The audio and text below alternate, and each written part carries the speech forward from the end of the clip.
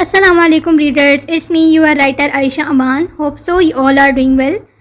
آج کے ایپیسوڈ بھی میں نے کافی جلدی لکھنے کی کوشش کی ہے اور لانگ بھی ہے، تو میں چاہتی ہوں کہ آپ سب کا اچھا سا رسپانس مجھے ملے. تو چلیے اسٹارٹ کرتے ہیں اپنی ایپیسوڈ کو ریڈ کرنا. ناول جان حسن، از قلم عائشہ امان، قسط number 48. Don't copy and paste without my permission. شہری حسن کا سر اپنی گود میں رکھے بیٹھا، اس کے گھنے ڈارک براؤن بالوں میں انگلیاں چلاتا مسلسل رو رہا تھا. وہ کیسے اپنے ینگ ماسٹر کو تکلیف پہنچا سکتا تھا، یہ جانتے ہوئے بھی کہ وہ ٹھیک نہیں ہے. اس نے حسن کو چھوڑنے کی بات کی. اگر اسے کچھ ہو جاتا تو وہ حسن جس نے اس کے لیے ہمیشہ اپنی جان جھونکے میں ڈالی، خود بھوکا رہ کر اسے کھلایا، خود گندے کپڑے پہن کر اسے صاف کپڑے پہنائے، زیادہ بھوک لگنے پر اسی کے منہ کا کھانا کھا لیتا پر اف نہ کرتا. اس کی آنکھوں میں آنسو دیکھ کر وہ تڑپ جاتا. کتنی بار حسن نے اس کو موت کے منہ سے بچایا تھا، یہ جانتے ہوئے بھی کہ حسن کی اپنی جان کو خطرہ ہو سکتا ہے. اگر حسن نہ ہوتا تو وہ اب تک مر چکا ہوتا یا اور بچوں کی طرح ریپ کا نشانہ بن چکا ہوتا. حسن کی اتنی محبت کے باوجود بھی اس نے کیا کیا؟ اس نے حسن کو تکلیف پہنچائی. یہی باتیں مسلسل سوچتے شاعری ہچکیاں بھر بھر کر رونے لگا. اس کے قیمتی آنسو حسن کے گھنے بالوں میں جذب ہو رہے تھے. رو رو کر اس نے اپنی جان آدھی کر لی تھی. اپنے جسم میں تکلیف کی شدت محسوس کرتے حسن نے ہلکی ہلکی آنکھیں کھولی تھیں. اپنے بالوں میں مسلسل نمی محسوس کرتے حسن نے اپنی 3 انگلیاں اپنے بالوں پر پھیرتے نمی کو اپنی انگلیوں پر محسوس کیا. رونے کی آواز سنتے حسن کوہنی کے بل اٹھ کر بیٹھنے کی کوشش کرتا. اپنی نیم باں آنکھوں سے شاعری کی طرف دیکھا جو ہچکیاں بھرتا بری طرح رو رہا تھا. شاعری کو روتا دیکھ حسن اپنے جسم میں اٹھتی تکلیف کو نظر انداز کرتا ایک جھٹکے سے اٹھ کر بیٹھا. شاعری، میری جان، کیا ہوا تجھے؟ کیا کہیں تکلیف ہو رہی ہے؟ بھوک لگی ہے تجھے؟ بتا مجھے کیا ہوا ہے تجھے؟ حسن تڑپ کر شاعری کا آنسوں سے تر چہرہ اپنے ہاتھوں کے پیالے میں بھرتا پوچھنے لگا، جس پر شاعری نے صرف نفی میں سر ہلایا تھا. آنسو اب بھی اس کی آنکھوں سے یوں ہی بہہ رہے تھے. تو میری وجہ سے رو رہا ہے؟ مجھے معاف کر دے میری جان. میرا وہ مقصد نہیں تھا جو تو سمجھ رہا ہے. میں تیری وجہ سے نہیں رو رہا، میں اپنی وجہ سے رو رہا ہوں. میں نے تجھے تکلیف پہنچائی. اگر تجھے کچھ ہو جاتا تو میرا کیا ہوتا؟ مجھے معاف کر دے. شاعری اپنی سیدھی آنکھ رگڑتا شدت سے روتے ہوئے گویا ہوا. کچھ نہیں ہوگا مجھے. تو یوں رو کر مجھے مزید تکلیف مت پہنچا. اس میں میری بھی غلطی تھی. تو نے جو کیا وہ ٹھیک کیا. اپنی آنکھوں پر ظلم مت کر. جانتا ہے نا یہ آنکھیں مجھے کتنی عزیز ہیں. حسن شاعری کا چہرہ اپنے ہاتھوں میں تھامے اپنے انگوٹھے سے اس کے آنسو صاف کرتا اس کی دونوں آنکھوں پر اپنے لب رکھ گیا. شاعری نے حسن کو گلے سے لگایا اور نرمی سے اس کے بالوں پر پیار کرنے لگا. ہچکیاں اس کا جسم اب بھی بھر رہا تھا، جبکہ آنکھیں بہت زیادہ رونے کی وجہ سے سوج چکی تھیں. میں تجھ سے بہت پیار کرتا ہوں، بلکہ محبت نہیں، میں تجھ سے عشق کرتا ہوں، پر میں وہ نہیں کر سکتا جو تو چاہتا ہے. ہمارے درمیان بہت ہی خوبصورت رشتہ ہے. شاعری حسن کو گلے سے لگائے ابھی اور کچھ بولتا، اس سے پہلے ہی حسن نرمی سے اسے خود سے الگ کر گیا. کوئی بات نہیں، میں سمجھ سکتا ہوں، غلطی میری ہے. میں تیرے لیے کچھ زیادہ ہی سوچنے لگا تھا. بھول جا اس سب کو. حسن پھیکا سا مسکرا کر شاعری کو خود سے الگ کرتا دوسری طرف منہ کر کے بیٹھتا. اپنی ٹانگوں کے گرد بازو حائل کیے تہخان میں موجود دیوار پر چھوٹی سی کھڑکی سے نظر آتے چاند کو دیکھنے لگا. حسن کی پشت شیری کی طرف تھی. شاعری آسودگی سے حسن کی چوڑی پشت کو دیکھنے لگا، پھر کھسک کر حسن کی پشت کے ساتھ لپٹ گیا، کچھ اس انداز سے کہ جیسے حسن نے بیگ پہنا ہو. شاعری کے دونوں بازو حسن کی گردن کے گرد بندھے تھے. اس کا چہرہ حسن کے کندھے پر تھا اور دونوں ٹانگیں حسن کے پیٹ پر لپٹی تھیں. کچھ پل وہ یوں ہی اپنا چہرہ حسن کے کندھے پر ٹکائے بیٹھا رہا، جبکہ حسن خاموشی سے اپنے دونوں ہاتھوں کو ٹانگوں کے اوپر باندھے چاند کو دیکھ رہا تھا. Young master. کچھ دیر خاموشی کے بعد شاعری نے اپنے پھولے ہوئے منہ سے حسن کو پکارا. اس کا پھولا گال حسن کے کندھے پر ٹکا تھا. چل آ قرآن پاک پڑھتے ہیں. شاعری نے اپنے چہرے کا رخ بدلا تھا. اب اپنی دائیں گال حسن کے کندھے پر ٹکائے اسی پوزیشن میں بیٹھا تھا. اس کا چہرہ حسن کی طرف تھا. شاعری کی بات پر حسن نے اپنے سرخ پڑتے ناک کی نتھیں پھلائی تھیں، جبکہ شاعری کی بات کا اس نے کوئی جواب نہ دیا اور یوں ہی چاند کو دیکھتا رہا. چاند چاند کو مت دیکھ، مجھے دیکھ، میں تیرا چاند ہوں۔ حسن کو مسلسل چاند کی طرف دیکھتا پا کر شہری منہ پھلا کر کہتا، حسن کے گال پر اپنا ہاتھ رکھے۔ اس کا چہرہ اپنی طرف موڑ گیا۔ شہری کی بات پر حسن کے لبوں پر مدھم مسکراہٹ بکھری تھی، جسے وہ جلد ہی چھپا گیا۔ اب ان دونوں کا چہرہ ایک دوسرے کے چہرے کے بے حد قریب تھا۔ شہری کا چہرہ حسن کے گندے پر ٹکا تھا، جبکہ حسن گردن موڑے شہری کو دیکھ رہا تھا۔ آنا، قرآن پاک پڑھتے ہیں، دیکھنا سب کچھ ٹھیک ہو جائے گا اس کے ساتھ۔ بس کر دے شہری، حسن نے سنجیدگی سے کہتے شہری کو خود سے الگ کیا۔ شہری بار بار اسے قرآن پاک پڑھنے کے لیے اس لیے منا رہا تھا کیونکہ وہ جانتا تھا کہ جب وہ قرآن پاک پڑھ لے گا تو اسے خود سمجھ آ جائے گی کہ ہر چیز کے بارے میں، کیونکہ قرآن پاک میں اللہ تعالیٰ نے دنیا کی چھوٹی سے چھوٹی اور بڑی سے بڑی پریشانی کا حل دیا ہے، مگر افسوس کوئی اسے کھول کر نہیں پڑھتا۔ لوگ ڈاکٹر، پیر اور الگ الگ مزاروں پر جا کر اپنی تکلیفیں اور پریشانیوں کے حل تلاش کرتے ہیں، مگر افسوس وہ قرآن پاک کھول کر نہیں پڑھتے، جس میں اللہ تعالیٰ نے واضح طور پر ان کی تمام مشکلات اور پریشانیوں کا حل دیا ہوا ہے۔ دیکھ شہری، میں نے تجھ سے کہا ہے، جو ہوا ہے سب کچھ بھول جا۔ اگر تجھے میرے ساتھ رہنا نہیں ہے تو انکمفرٹیبل ہے تو یہاں سے چلا جا، پر مجھ سے اپنے مذہب کو دور رکھ۔ یہ میرا نہیں تیرا بھی مذہب ہے، تو کیسے چند آزمائشوں کی وجہ سے اپنے مذہب کو بدل سکتا ہے، اپنے اللہ سے منہ پھیر سکتا ہے؟ بتا، اللہ پاک کی اجازت کے بغیر تو سانس تک نہیں لے سکتا۔ تو یہاں تک پہنچا ہے، تو زندہ سلامت ہے، بھلے ہی تو نے تکلیفیں سہی، مگر وہ تکلیفیں سہنے کی ہمت اور طاقت تجھے کہاں سے ملی؟ کیا یہ تیرے پاس پیدائشی تھی؟ نہیں، بلکہ یہ تجھے اللہ نے دی ہے۔ اللہ نے تجھے یہاں تک پہنچایا ہے، اس کے پیچھے میرے رب کا کوئی مقصد ہے۔ یہ سب کچھ ڈھونگ ہے، سب کچھ ڈھونگ ہے۔ نہ جانے کس نے تم لوگوں کے دماغ میں یہ ساری فضول باتیں بھر دی ہیں۔ تمہیں لگتا ہے کہ ہر کوئی تمہیں دیکھ رہا ہے، تمہیں سن رہا ہے، وہی تمہیں کھانا کھلاتا ہے، وہی تمہیں کپڑے دیتا ہے، مگر وہ نظر نہیں آتا۔ بھلا یہ ممکن ہے؟ ہم انسانی دماغ کب سے اتنے کمزور ہو گئے کہ ایک اندیکھی چیز پر بھروسہ کر لیں؟ اب تک جو تکلیفیں سہتا آیا ہوں وہ میں خود سہ رہا ہوں اپنے دم پر۔ اگر تمہارا خدا انسان کو سنتا ہے، اس کے اتنے قریب ہے، اس کی ہر تکلیف کو محسوس کرتا ہے، تو اس کا دل پھٹ نہیں گیا اب تک؟ میں اس کے سامنے رویا تھا، گڑ گڑایا تھا، تڑپ رہا تھا، یہاں تک کہ میں نے اسے یہ بھی کہہ دیا کہ میری جان لے لے پر میرے پروفیسر کو چھوڑ دے، اسے زندگی دے دے۔ پر اس نے کیا کیا؟ اس نے میرے پروفیسر کو مار دیا۔ خدا حقیقت نہیں ہوتا۔ اس اذیت کو پھر سے محسوس کرتے جو 1.5 سال پہلے اس پر گزری تھی۔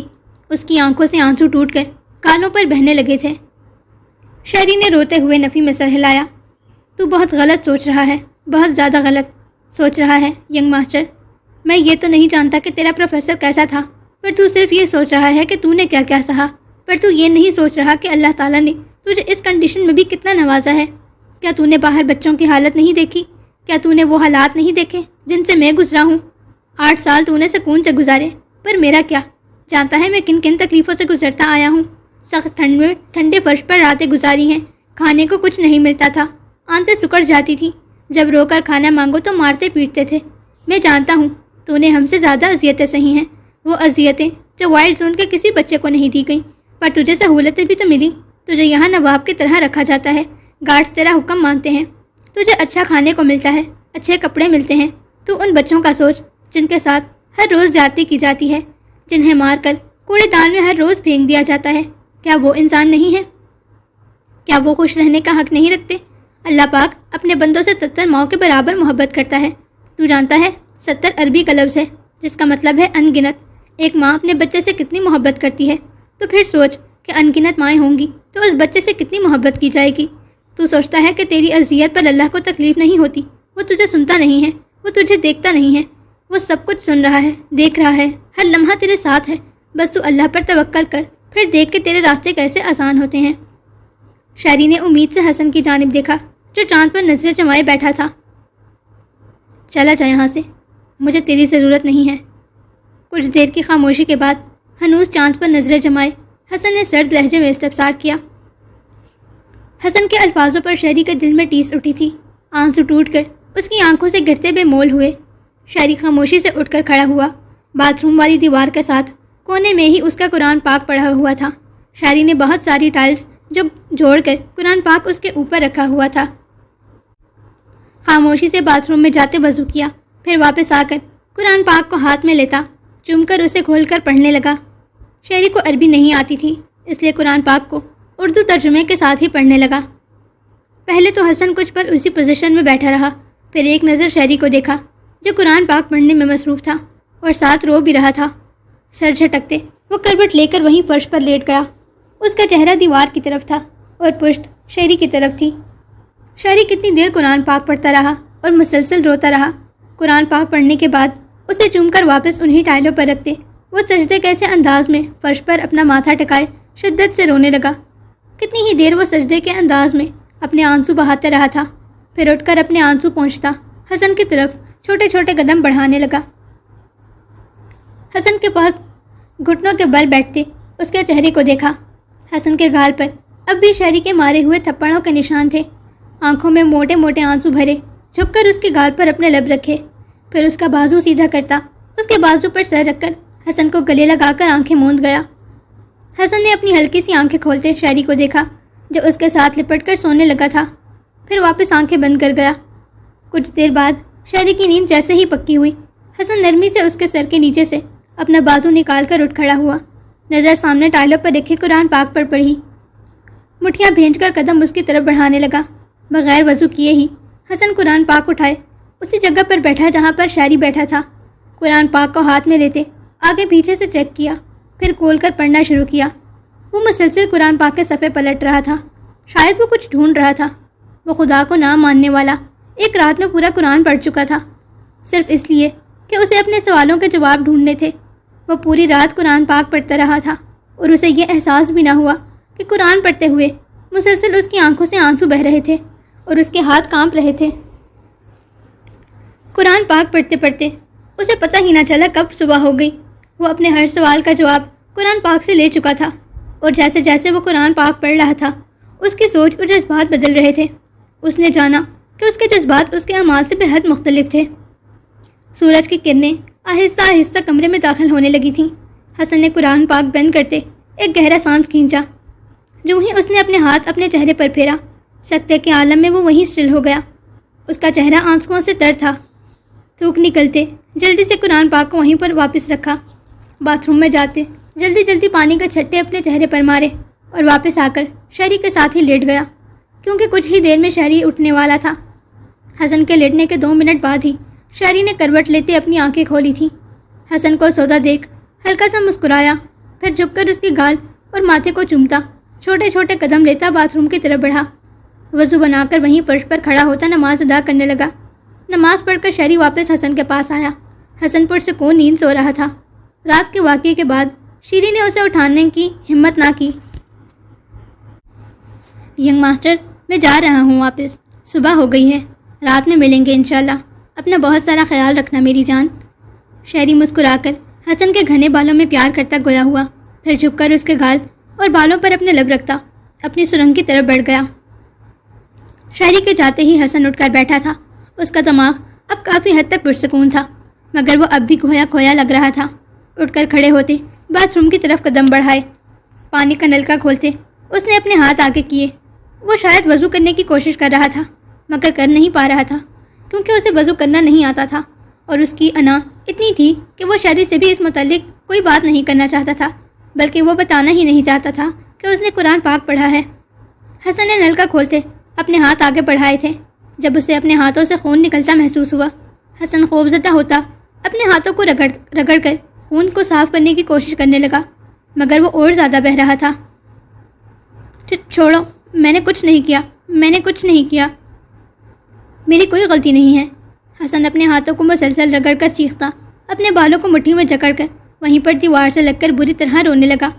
پانی بہتا اس کے کپڑوں کو اور اسے مکمل بھگو چکا تھا۔ وہ مسلسل اپنے ہاتھوں کو رگڑتا چیختے ہوئے رو رہا تھا۔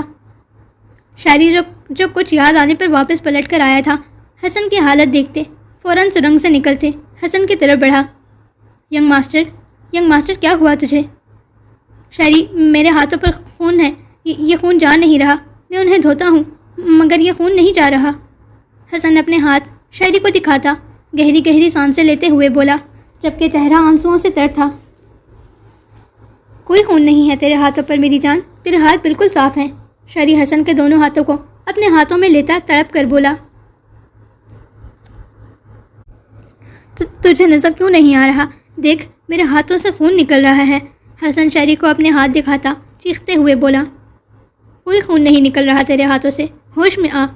شہری حسن کو دونوں بازو سے جھنجھوڑ کر چیخا۔ شہری نے حسن کا چہرہ اپنے سینے میں بھینچا تھا جب حسن تڑپ کر بری طرح رونے لگا۔ کچھ نہیں ہے میری جان، کچھ نہیں ہے تیرے ہاتھوں پر۔ شہری حسن کا چہرہ اپنے سینے میں بھینچے اس کے بالوں پر لب رکھتا اسے پیار کرنے لگا، جبکہ حسن اس کے سینے سے لگا ہچکیاں بھر رہا تھا۔ شہری اسے نرمی سے اپنے ساتھ اٹھا کر اندر تہ خانے میں لایا۔ میں قاتل ہوں میں، حسن روتے ہوئے اپنی دونوں ہتھیلیاں شیری کو دکھائے گویا ہوا۔ تو قاتل نہیں ہے، تو سپاہی ہے، اپنے ملک کا سپاہی، ایک ہیرو۔ شہری حسن کا چہرہ اپنے ہاتھوں میں بھرتا اپنے انگوٹھے سے اس کے آنسو صاف کیے مسکرا کر گویا ہوا، جبکہ اس کی آنکھوں میں بھی نمی بھری ہوئی تھی۔ میں قاتل نہیں ہوں نا؟ حسن نے جیسے تصدیق چاہی۔ ہاں میری جان، تو نہیں ہے قاتل، شہری حسن کے آنسو صاف کر کے کہتا اسے اپنے سینے میں سختی سے بھینچ گیا۔ حسن کا جسم اب بھی ہچکیاں بھر رہا تھا، وہ شہری کے سینے سے لگی آنکھیں مون چکا تھا، اس سب سے بے خبر کہ شہری اب تک تہخانے میں اس کے ساتھ ہے اور صبح ہو چکی ہے۔ شہری کے سینے سے لگے حسن کچھ حد تک نارمل ہوا تھا، وہ اب بھی شہری کے سینے سے لگے ہوئے تھا جب دھڑم سے دروازہ کھلا۔ دونوں نے ایک ساتھ دروازے کی جانب دیکھا تھا جہاں سے 4 آدمی اندر داخل ہو رہے تھے اور ان کے پیچھے رضوان تھا۔ رضوان کو دیکھتے ہی شہری کا سانس حلق میں اٹکا تھا، جبکہ حسن کی حالت بھی شہری سے زیادہ مختلف نہ تھی۔ باس، آپ نے ٹھیک کہا، یہ یہیں پر ہے۔ ایک آدمی شہری کو دیکھ سائڈ پر ہوتا رضوان سے مخاطب ہوا جب رضوان بھی تہخانے میں داخل ہوا تھا۔ ان دونوں کو ایک دوسرے کے اتنے قریب دیکھ رضوان تالیاں بجاتے ہوئے کہا لگا کر ان کی طرف بڑھنے لگا۔ حسن اور شہری اب تک ایک دوسرے کے قریب ہی تھے، دونوں کے ہاتھ ایک دوسرے کی کمر سے لپٹے ہوئے تھے۔ حسن نے اپنا سر شہری کے سینے پر سے اٹھایا ہوا تھا اور وہ رضوان کو ہی دیکھ رہا تھا۔ بہت خوب میرے بیسٹ، بہت خوب، تم بھی چھپے رستم نکلے، مگر شاید یہ تم بھول چکے ہو کہ بیسٹ کو کسی سے بھی تعلق رکھنے کی اجازت نہیں ہے۔ رضوان کہا لگا کر ہنستے ہوئے آخر میں حسن کے بال پیشانی سے اپنی مٹھی میں جکڑ کر ایک جھٹکے سے اس کا سر پیچھے کرتا اس کے چہرے پر غرایا۔ حسن نے ناک کے نتھے پھلاتے مٹھیاں بھینج کر رضوان کو دیکھا۔ حسن کے بال اب تک رضوان کے ہاتھوں میں تھے۔ پکڑو اسے۔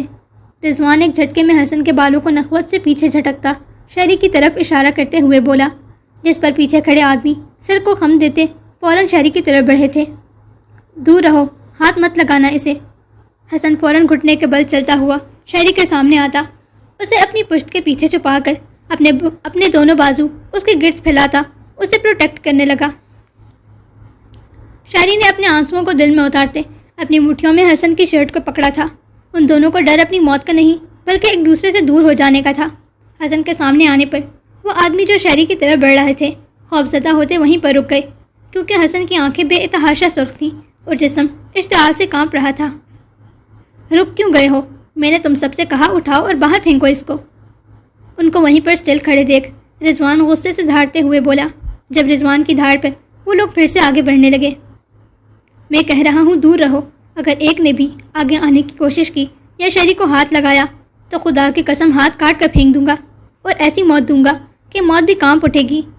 حسن شہری کو اپنے حصار میں لیتا غصے سے چنگھاڑتے ہوئے دھاڑا حسن، جس پر ان آدمیوں سمیت رضوان نے بھی تھوک نکلا تھا۔ رضوان نے ہاتھ آگے کرتے ان آدمیوں کو حسن کی طرف جانے سے روکا، جانتا تھا وہ سیکنڈز نہیں لے گا سب کو اس دنیا فانی سے رخصت کرنے میں۔ کیا چاہتے ہو تم؟ رضوان نے دانت پر دانت جمائے استفسار کیا۔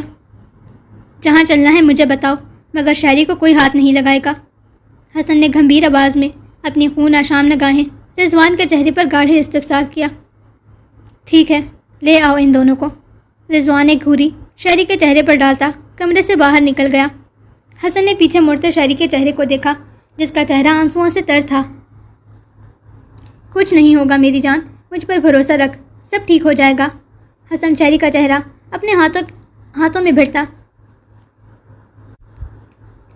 اس کے آنسو صاف کیے محبت سے گویا ہوا، پھر اس کے ماتھے پر لب رکھتے اسے اپنے ساتھ کھڑا کیا۔ اپنی انگلیاں اس کی انگلیوں میں پھنسائے حسن نے شہری کا ہاتھ مضبوطی سے تھاما ہوا تھا وہ دونوں آگے آگے چل رہے تھے، جبکہ 2 آدمی ان کے آگے اور 2 پیچھے تھے۔ ان دونوں کو ایک ہال نما کمرے میں لایا گیا تھا، جہاں رضوان پہلے سے کرسی بچھائے اکڑ کر ٹانگ پر ٹانگ چڑھائے بیٹھا ہوا تھا۔ کیا رشتہ ہے تم دونوں کے درمیان؟ رضوان کی بھاری آواز خالی ہال نما کمرے میں گونجی۔ یہ میرا چھوٹا بھائی ہے۔ حسن نے خونخوار نگاہ رضوان کے چہرے پر گاڑھے استفسار کیا۔ اس کا ہاتھ اب بھی شاعری کے ہاتھ میں تھا، جبکہ حسن کے اسے چھوٹا بھائی کہنے پر شاعری نے نم آنکھوں سے حسن کو دیکھا تھا اور اس کا چہرے پر فخریہ مسکراہٹ تھی۔ چھوٹا بھائی، تم جانتے ہو تم نے یہاں کے رولز توڑے ہیں، اور رولز توڑنے کی سزا تو تم اچھے سے جانتے ہوگے کہ کیا ہے۔ رضوان چہرے پر شیطانی مسکراہٹ سے جائے گویا ہوا، جبکہ حسن خاموشی سے مٹھیاں بھینچے بس اسے گھور رہا تھا۔ رضوان نے کھڑے ہوتے 2 خنجر ان دونوں کی طرف بڑھائے، جسے حسن نے تو تھام لیا، مگر شاعری نے نہیں تھاما۔ تم دونوں ابھی اسی وقت اس خنجر سے اپنی اپنی جان لوگے، یا پھر تم میں سے کوئی ایک دوسرے کا قتل کرے گا۔ تم میں سے ایک کو ہر حالت میں مرنا ہوگا۔ اب ڈیسائیڈ کرو کہ تم لوگ کیا چاہتے ہو۔ میں ہرگز حرام موت نہیں مروں گا۔ شاعری نے غصے سے رضوان کے ہاتھ سے خنجر زور سے جھٹکا، جو دور جا کر گرا تھا۔ حسن نے بھی خنجر زمین پر پٹکا تھا۔ وہ مرنے کے لیے پیدا نہیں ہوا تھا، تب تک اس پر موت حرام تھی، جب تک کہ وہ اپنے پروفیسر کی دی ہوئی ساری ذمہ داریاں پوری نہیں کر لیتا، جب تک وہ وائلڈ زون کا پورا نیٹ ورک تباہ و برباد نہیں کر دیتا، تب تک وہ موت کو اپنے قریب بھی بھٹکنے نہیں دے سکتا تھا۔ ٹھیک ہے، تم دونوں کا یہی فیصلہ ہے، تو پھر بیسٹ F1 کا قتل کرے گا، نہیں تو بیسٹ کو ابھی اسی وقت مار دیا جائے گا۔ رضوان اپنے چہرے پر مکروم مسکراہٹ سے جائے گویا ہوا، جبکہ اس کا اشارہ ان گنز کی طرف تھا جو حسن پر تانی ہوئی تھی۔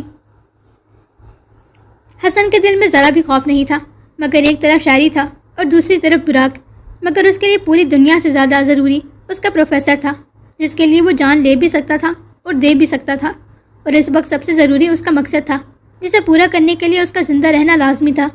حسن نے ایک نظر شاعری کو دیکھا، جو آنکھوں میں آنسو بھرے اسے ہی دیکھ رہا تھا، پھر ایک گہری سانس لیتے اپنی دونوں ہتھیلیاں فرش پر ٹکائے اپنا سر جھکایا۔ اگر اپنا مقصد پورا کرنے کے لیے اسے شاعری کی قربانی دینی تھی تو یہی صحیح۔ ٹھیک ہے، میں شاعری کو مار دوں گا۔ حسن اپنا خنجر ہاتھ میں لے کر کھڑا ہوتا پورے اعتماد سے بولا، جبکہ آنکھیں خون چھلکا رہی تھیں۔ شاعری نے بے یقینی سے حسن کی جانب دیکھا، آنسو لڑک کر اس کی آنکھوں سے بہتے قطرہ قطرہ فرش پر گرنے لگے۔ یہ ہوئی نا بات؟ رضوان خوشی سے حسن کو بازو سے تھام کر گویا ہوا۔ مجھے اور شاعری کو یہاں پر اکیلا چھوڑ دیا جائے، حسن سپاٹ لہجے میں گویا ہوا۔ ہمیں کیسے پتہ چلے گا کہ تم نے اسے واقعی مارا ہے یا پھر سے نوٹنکی کر رہے ہو؟ رضوان نے آئی برو اچکائی۔ جب میں اسے مار دوں گا تو تم لوگ آ کر اس کو چیک کر لینا، مگر اس کو دفناؤں گا بھی میں، بے شک بعد میں تم لوگ قبر کھود کر چیک کر لینا۔ حسن مٹھیاں بھینچے سرخ چہرے کے ساتھ نتھے پھلائے گویا ہوا۔ ٹھیک ہے، تو پھر صرف قتل نہیں کرنا، اس کو ذبح کرنا ہے۔ رضوان چہرے پر شیطانی مسکراہٹ سے جائے گویا ہوا، جبکہ نظریں شاعری کے معصوم آنسوؤں سے تر چہرے پر ٹکی تھیں۔ حسن نے سر کو خم دیا۔ رضوان اور وہ آدمی وہاں سے چلے گئے۔ جب شاعری نے آنسوؤں کا گولا اپنے حلق میں اتارتے حسن کو دیکھا، جو اس سے نظریں نہیں ملا رہا تھا۔ مجھے کوئی مسئلہ نہیں ہے، بلکہ میں خوش ہوں کہ مجھے ان کے ہاتھوں نہیں بلکہ تیرے ہاتھوں مرنا ہوگا۔ تیرے ہاتھوں سے تو میں خوشی خوشی مر جاؤں گا، تو ذرا بھی پریشان مت ہونا۔ حسن جو یہاں وہاں دیکھ رہا تھا، شاعری حسن کے بازو پر ہاتھ رکھ کر اسے اپنی طرف موڑتا بھرائی ہوئی آواز میں گویا ہوا۔ حسن نے گہری سانس لیتے شاعری کے چہرے کی طرف دیکھا، جو جھکا ہوا تھا، پھر اس کا معصوم چہرہ اپنے ہاتھوں کے پیالے میں بھرتا شدت سے اس کے ایک ایک نقش کو چومنے لگا، اسے کس کر اپنے گلے سے لگاتا اس کی کمر اور بالوں پر پیار کرنے لگا۔ ایک نمبر کا بے وقوف انسان ہے تو، میری بات غور سے سن، اب جیسا کہوں ویسا کرنا۔ ایکٹنگ تجھے بہت خوب آتی ہے، اپنی ایکٹنگ کا جوہر یہاں پر دکھانے ہیں تو نے۔ جب وہ لوگ تجھے دیکھنے آئیں تو انہیں اپنی سانس روک لینی ہے، اور تب تک روکے رکھنی ہے جب تک وہ یہاں سے چلے نہیں جاتے، سمجھا؟ انہیں بھنک بھی نہیں پڑنی چاہیے کہ تو زندہ ہے۔ حسن اسے گلے سے لگائے مدھم آواز میں بولا، تو اس کا مطلب تو مجھے نہیں مارے گا؟ شاعری کے لہجے میں خوشی تھی، مان نہ ٹوٹنے کی خوشی۔ حسن نے گہری سانس بھرتے ایک زور کی چٹکی شاعری کی کمر پر کاٹی۔ شاعری کی ہلکی سی سسکی نکلی تھی۔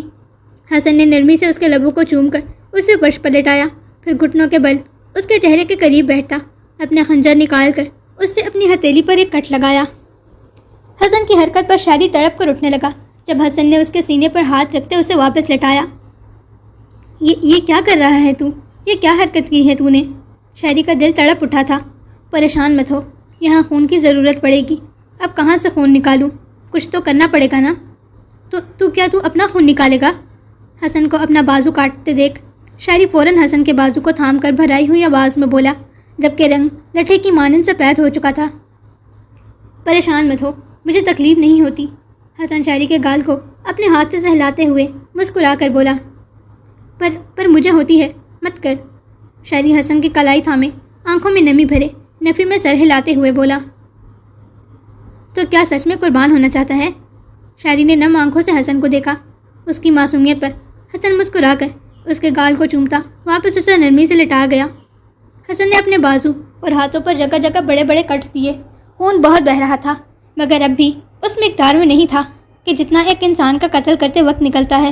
حسن نے اپنے جسم پر جگہ جگہ کٹس دیے اور اپنا وہ حصہ جہاں پر وہ کٹ لگاتا تھا وہ شہری کے اوپر رکھا تاکہ خون شہری کے اوپر ہی گرے۔ حسن کے جسم کو دیکھ شہری کی آنکھوں سے آنسو برسات کی طرح بہہ رہے تھے، مگر وہ کچھ نہیں کر سکتا تھا۔ حسن نے شہری کے جسم سے شرٹ اتار کر اس کی چھوٹی پٹیاں بناتے اپنے جسم پر موجود لگے کٹس پر باندھ دی تاکہ خون بند ہو جائے۔ پھر خون کو کچھ اس طرح سے پھیلایا کہ لگے شہری کی گردن کٹی ہوئی ہے۔ اپنا کام ختم کرتے حسن اٹھ کر کھڑا ہوا۔ شہری نے اپنی آنکھیں سختی سے مینچ لی تھیں۔ حسن اپنے بھاری قدم اٹھاتا کمرے سے باہر نکلا۔ اس کے جوتے خون کی چھاپ پیچھے چھوڑتے ہوئے آگے بڑھ رہے تھے۔ حسن کو خون میں لت پت دیکھ رضوان کے چہرے پر مانی خیز مسکراہٹ بکھری۔ اس کی آنکھیں بے انتہا سرخ تھیں۔ رضوان نے کمرے میں داخل ہوتے شہری کے بے جان وجود کو دیکھا۔ اس کی سانسیں چیک کی جو ختم ہو چکی تھیں۔ بہت خوب میرے شیر، مجھے تم سے یہی امید تھی۔ تم وائلڈ زون کے بیسٹ ہو اور یہاں کا کوئی بھی شخص اس قابل نہیں کہ وائلڈ زون کے بیسٹ سے تعلق رکھ سکے۔ بہت خوب، اب اس کی لاش کو ٹھکانے لگا دو۔ رضوان حسن کو کندھوں سے تھام کر فخریہ لہجے میں کہتا کمرے سے باہر نکل گیا۔ رضوان کے جاتے ہی حسن جو کب سے سانس روکے کھڑا تھا جلدی سے اپنی سانس خارج کی۔ شکر کا گہرا سانس لے کر اس نے اپنی آنکھیں مینچ کر کھولی۔ پھر شہری کا بے جان وجود اپنی باہوں میں اٹھاتے وائلڈ زون سے باہر نکلا۔ حسن شہری کو اپنی باہوں میں اٹھائے وائلڈ زون کی پچھلی طرف آیا۔ وائلڈ زون ایک بے حد سنسان علاقے میں تھا۔ وہ علاقہ پورا وائلڈ زون کے قبضے میں تھا۔ وہاں دکانیں، گھر، ہر چیز وائلڈ زون کے بندوں کی تھی۔ وہ ایک پہاڑی علاقہ تھا، گھنے جنگلوں اور درختوں سے بھرا۔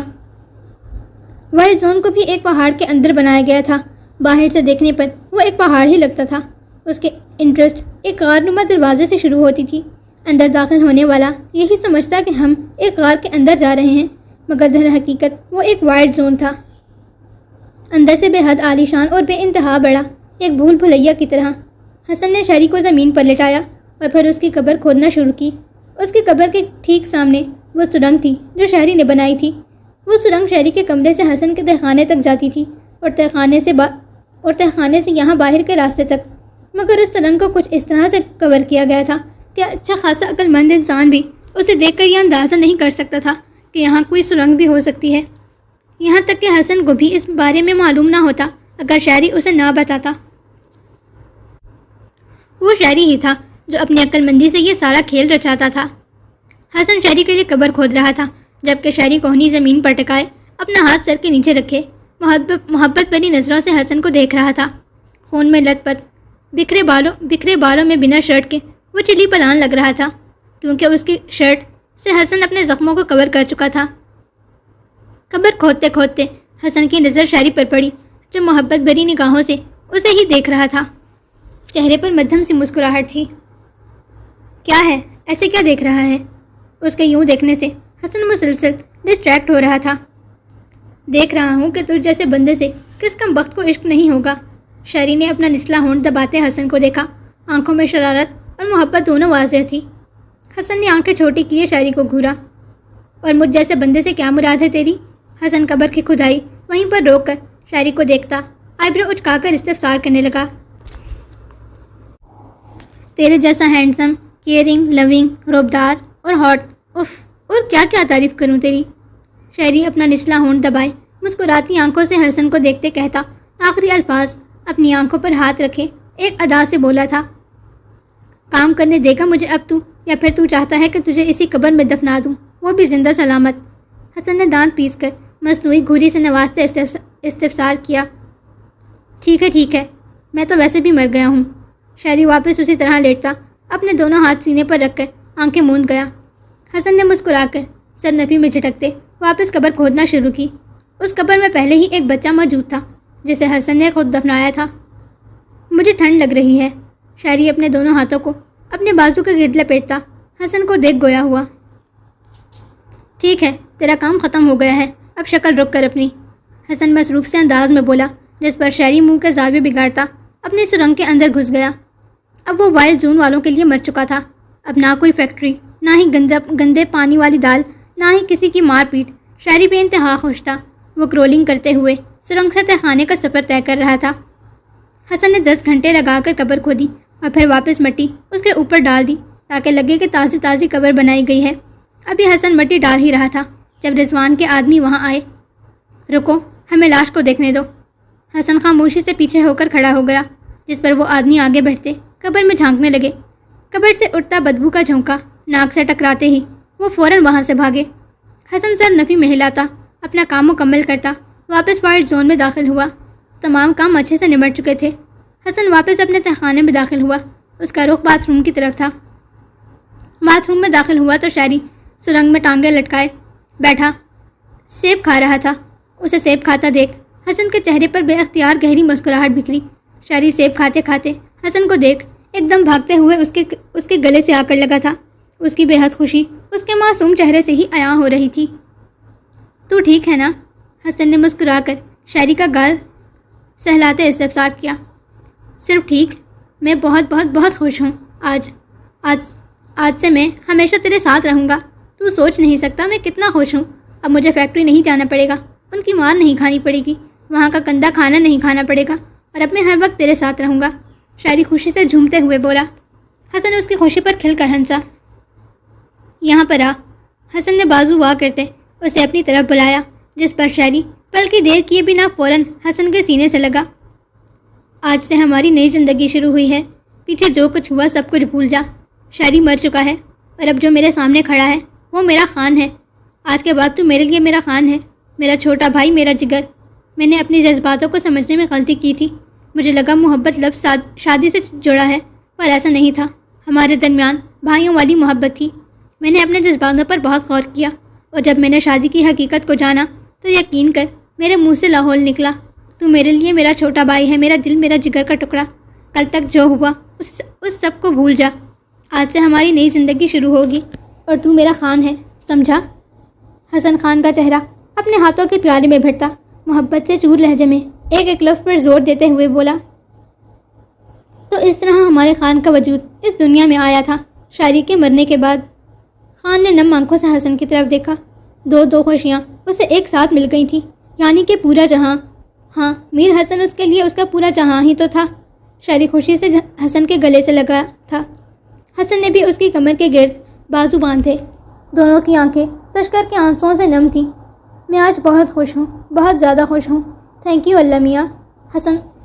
خان حسن کی گردن کے گرد بازو باندھے اس کے گلے سے لگا دل میں اللہ سے مخاطب ہوا۔ چہرے پر بے حد خوبصورت مسکراہٹ تھی۔ کچھ دیر یوں ہی گلے لگے رہنے کے بعد خان نے اپنی دونوں ٹانگیں اٹھاتے حسن کی کمر کے گرد باندھ دیں، جبکہ دونوں بازو اس کی گردن کے گرد پہلے ہی لپٹے ہوئے تھے۔ اب وہ پھر سے کسی بیگ کی طرح حسن کے سینے سے لپٹا ہوا۔ حسن نے ناک کی نتھیں پھلاتے خان کی کمر کے گرد بازوؤں کا حصار مضبوط کیا۔ یہ تو بات پہ بچہ کیوں بن جاتا ہے؟ ہاں، کب چھوڑے گا یہ بچوں والی حرکتیں؟ حسن اس کے اس طرح گود میں چڑھنے پر چوٹ کرتا دانت پیس کر گہری سانس لیتا بولا۔ ہاں تو میں بھی تو تیرا چھوٹا سا بچہ ہی ہوں نا؟ خان لاڑیاں کرتا منہ پھلا کر بولا، جبکہ چہرہ حسن کے کندھے سے اٹھایا ہوا تھا۔ حسن نے مسکراتے خان کے لبوں کو چوما۔ خان نے بھی مسکرا کر حسن کے گال کو چوم کر اپنا سر حسن کے کندھے پر رکھتے واپس اسے گلے سے لگایا۔ چل اب مجھے میری جگہ پر لے جا واپس، میں بہت تھک گیا ہوں۔ خان کی تھکی تھکی سی بوجھل آواز سنائی دی، جس پر حسن نے منہ بسورا تھا۔ خوار پورا دن وہ ہوتا رہا اور تھک یہ محترم گیا تھا۔ حسن خان کو ان دونوں کی مخصوص جگہ پر لٹا کر باتھ روم کی طرف بڑھ گیا، کیونکہ اس کے کپڑے خون اور مٹی سے بھرے تھے۔ جسم پر بھی زخم تھے جنہیں صاف کرنا تھا۔ حسن نہا کر باہر نکلا۔ خان اٹھ کر بیٹھا، آستین اوپر کیے اپنا بازو الٹا کر کے کچھ چیک کر رہا تھا۔ کیا ہوا خان؟ حسن پریشانی سے اس کی طرف بڑھا۔ نہ کچھ نہیں، بس جلن ہو رہی تھی۔ دکھا مجھے۔ حسن نے پریشانی سے خان کا سفید بازو اپنے ہاتھ میں لیتے چیک کیا، جہاں کسی چیز کے کاٹنے کا نشان تھا، اور وہ حصہ اب سرخ تھا۔ شاید کسی کیڑے نے کاٹ لیا تھا جب وہ قبر کی کھدائی کے وقت وہاں لیٹا تھا۔ زیادہ درد ہو رہا ہے؟ حسن نے پریشانی سے پوچھا۔ نہیں یار، بس ہلکی سی جلن ہوئی تھی، خان مسکرا کر بولا۔ پکا؟ ہاں جی، اوکے۔ حسن مدھم سے مسکرایا، مگر چہرے پر پریشانی کے آثار اب بھی تھے۔ چلو چھوٹے بھائی، جلدی سے سو جاؤ، خان مزے سے فرش پر نیم دراز ہوتے ہوئے گویا ہوا۔ حسن جو لیٹنے لگا تھا، خان کی بات پر ایک دم اٹھ کر بیٹھا۔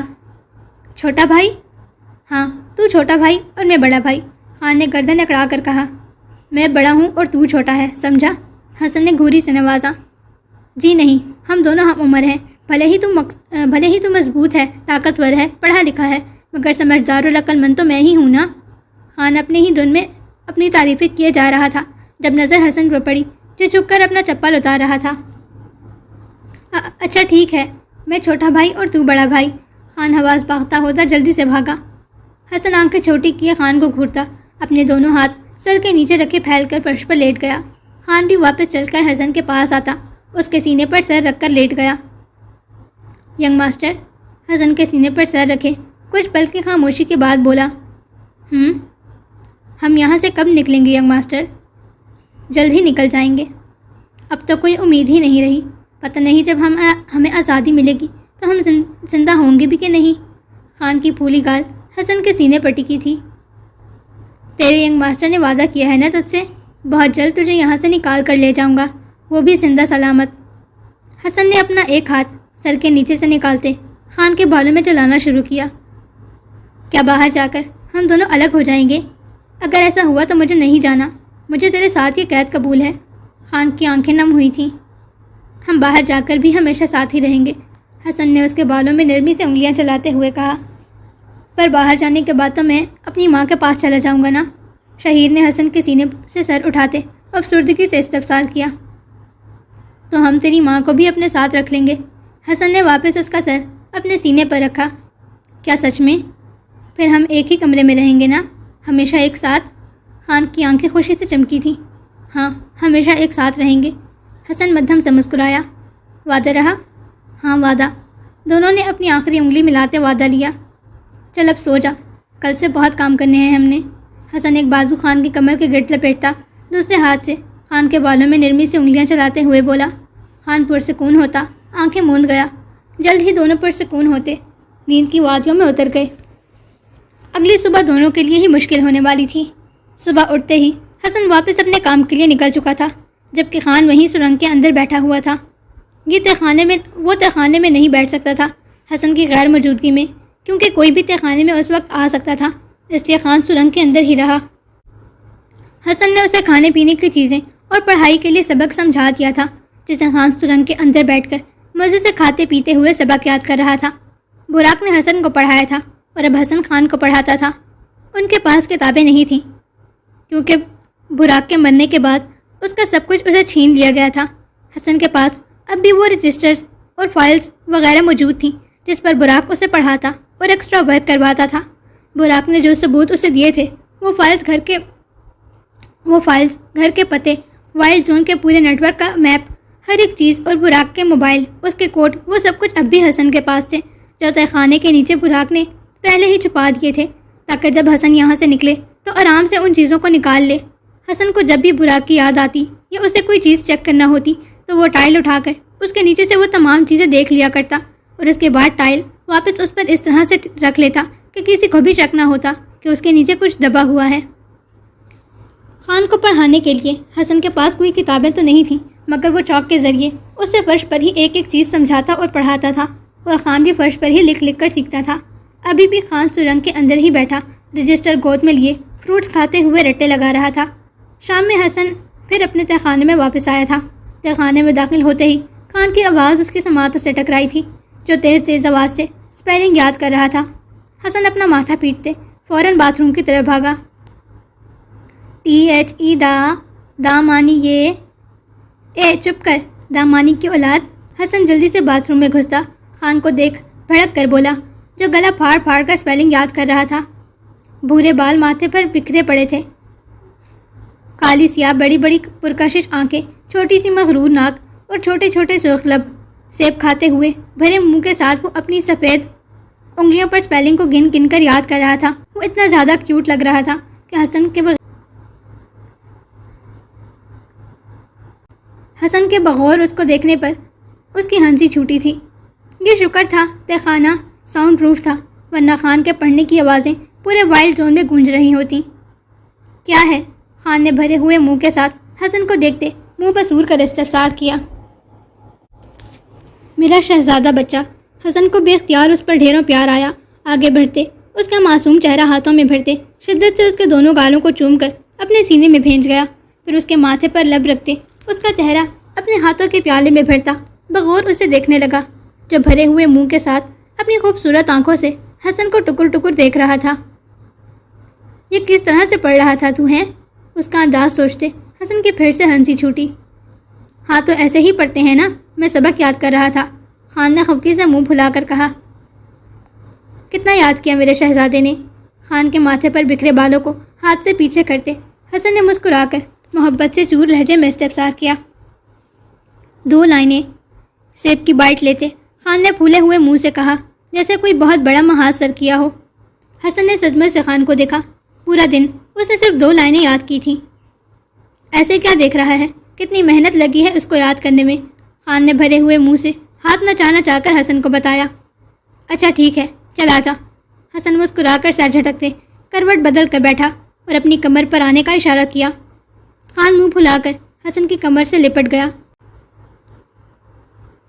حسن اسے اپنی کمر پر اٹھائے تو خانے کی طرف بڑھا، اسے فرش پر بٹھاتے واپس سرنگ کی طرف بڑھا جہاں خان کا سامان پڑا ہوا تھا۔ خان نے سرنگ میں بے انتہا گند مچایا ہوا تھا۔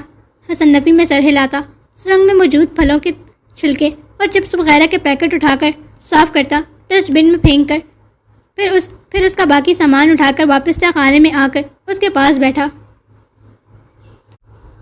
خان، میری طرف دیکھ، مجھے تجھ سے ضروری بات کرنی ہے۔ خان کو سیب کھانے میں مصروف دیکھ حسن اس کا رخ اپنی طرف موڑتا استفسار کرنے لگا۔ میں کانوں سے سنتا ہوں، خان ہنوز سیب کے ساتھ انصاف کرتے ہوئے بولا۔ رکھ دینا، بعد میں کھا لینا، حسن نے بھویں سکیڑ کر چڑھتے ہوئے استفسار کیا۔ مگر خان صاحب کہاں اپنا پھل چھوڑتے تھے؟ حسن اپنی مغرور ناک کے نتھے پھلا کر سینے پر ہاتھ باندھ کر بیٹھ گیا۔ جب تک خان کا سیب پورا ختم نہیں ہو جاتا وہ یوں ہی بیٹھے اسے گھورتا رہا۔ بس، خان ہاتھ کی پشت سے اپنے ہونٹ صاف کرتا سیب کی ہڈی حسن کی طرف بڑھاتے ہوئے بولا۔ کھا لے، یہ ہڈی بھی کھا لے، بچ گئی ہے۔ حسن نے دانت پر دانت جمائے استفسار کیا۔ نہیں، میرا پیٹ بھر گیا، یہ تو کھا لے، ویسے بھی تجھے ہڈیاں چوسنا پسند ہے، خان سرسری سے انداز میں کہتا اپنا باقی کا سامان دیکھنے لگا جو حسن سرنگ سے واپس لایا تھا۔ اس میں سے ایک چپس کا پیکٹ نکالتے اپنے ہاتھ میں تھاما، جبکہ حسن جو اسے کھا جانے والی نگاہوں سے گھور رہا تھا ایک دم جھپٹ کر اس کے ہاتھ سے پیکٹ لیتے دور پھینکا۔ بس کر دے، کتنا کھائے گا، پیٹ پھاڑ دے گا اپنا۔ حسن غصے سے دانت پیس کر بولا۔ اب چپ چاپ میری بات غور سے سن۔ ہاں بول۔ اب وقت آ گیا ہے، ہمیں یہاں سے جلد از جلد نکلنا ہوگا۔ حسن خان کے دونوں ہاتھ اپنے ہاتھ میں لیے تھے، اس کی آنکھوں میں آنکھیں ڈالے گویا ہوا، جبکہ خان جو منہ بسور کر بیٹھا تھا حسن کی اس بات پر گویا اچھل کر اسے دیکھا۔ کیا ہم یہاں سے جانے والے ہیں؟ خان کی خوشی کی کوئی انتہا نہیں تھی۔ ہاں، حسن نے مسکرا کر اس بات میں سر ہلایا۔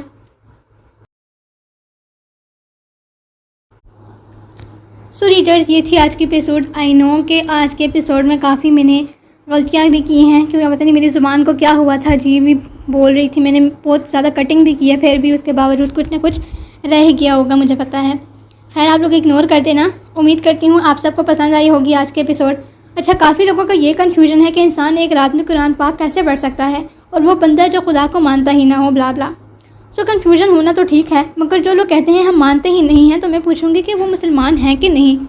لوگ گھنٹوں کی مووی ایک رات میں دیکھ سکتے ہیں، ناولز کی پوری کتابیں پڑھ سکتے ہیں، ڈراموں کی لگاتار قسطیں دیکھ سکتے ہیں، تو قرآن پاک کیوں نہیں پڑھ سکتے؟ اور اسپیشلی وہ بندہ جسے تجسس ہو، جو اپنے سوالوں کے جواب جاننا چاہتا ہو، جو حقیقت جاننا چاہتا ہو، وہ کیوں نہیں پڑھے گا قرآن پاک؟ خیر، پاسٹ جلد ہی ختم ہونے والا ہے۔ وہ لوگ جو بار بار اس بارے میں پوچھتے ہیں، کائنڈلی تھوڑا اور انتظار کر لیں۔ مجھے یہ نہیں پتا کہ آپ لوگ پاسٹ کیوں ریڈ نہیں کر رہے، کیونکہ پاسٹ بھی اتنے ہی مزے کا ہے اور اس میں کوئی بھی ایسی ایپیسوڈ نہیں ہے جو بورنگ لگے۔ خیر، سب کے انٹرسٹ کی بات ہے۔ میری پوری کوشش ہے کہ نیکسٹ والی ایپیسوڈ میں پاسٹ کو ختم کر دوں۔ آج کے ایپیسوڈ پر اپنا ریویو لازمی شیئر کیجیے گا۔ اپنا خیال رکھیے گا۔ ملتے ہیں نیکسٹ ایپیسوڈ میں۔ اللہ حافظ۔